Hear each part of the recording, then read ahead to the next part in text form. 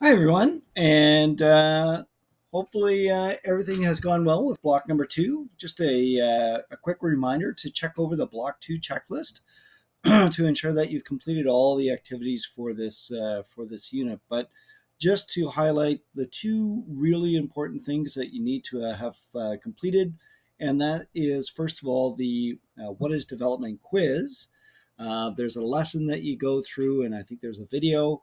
And at the end, you're going to try this quiz. You get two tries at it, and whichever, well, I think it takes the average of the two. And in order to see block three, you need to have done this quiz. All right. So if you're like, I can't see anything in block three, it's because you haven't done this quiz yet. The other big thing was the assignment on where you get your news. So there was a big chart. There were three different articles on the storm in Texas, and you were looking at those and trying to determine if there was any bias in the articles. So those are the two big evaluation pieces. The It's important to do all the other things, but these were for feedback and for assessment, not for evaluation. So please make sure that you get through all the other activities, but most importantly, the two evaluation pieces. You want to get those done ASAP so you don't get any late marks. So off to block number three. And block number three, like I mentioned, you won't be able to see it until you've completed that quiz, What is Development? And in here, we've got four things that you need to do. Now, I'm going to skip to this economic interdependence activity. It's activity number six. It's a little different in that you're going to do a little worksheet to gather information, but then what's going to happen is you're going to submit your ideas to the discussion after you've collected those statistics. All right, so you won't be submitting a worksheet for this one. It's just simply you should have a well-informed discussion that you're going to be posting.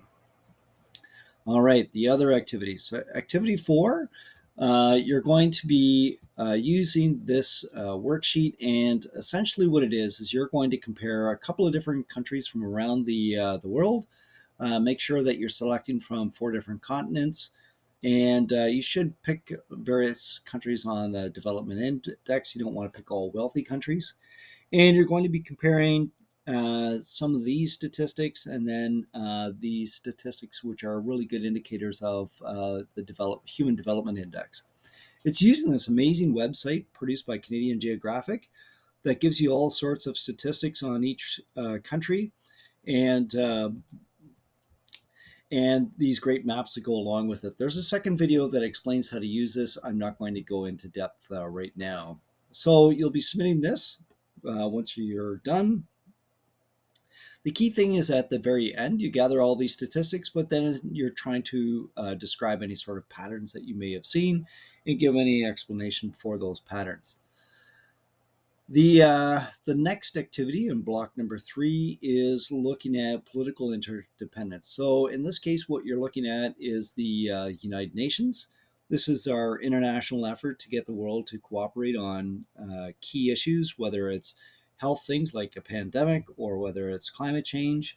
And the activity is very straightforward. It's just essentially to get you to confirm that you've gone through the note and to do a little bit of background research on the different roles that the United Nations fulfills. I also want you to listen to people who don't like the idea of the United Nations. John Bolton's an interesting fellow from the United States. He was a former U.S. ambassador to the UN. He was also Donald Trump's national security advisor, and he has a very strong negative opinion about the UN that I'd like you to listen to and think about. So once you finish that one, you'll hand it in. And then finally, the last one is using this great story map called the Uprooted. It's a it's another great piece produced by Esri, and you're going to read through it to find out about the causes of the Syrian refugee crisis and to learn about displaced people in general around the world. There's all sorts of great stats and maps to explain what's going on in the world. And as you explore through that, you're going to be recording your main ideas in this activity sheet. Down at the very bottom of the activity sheet, you're going to head off on your own and you're going to compare the Afghan refugee crisis to the Haitian refugee crisis. Listen to the news these days. There's been a lot of articles about what has been happening in both Afghanistan and Haiti, and the causes for these two refugee crises couldn't be more different. So please make sure that you're listening in and find out what's going on in those two areas of the world, and you're going to include some references at the bottom. All right, so that's a very brief overview of what you're going to be doing for block number 3. And once again, if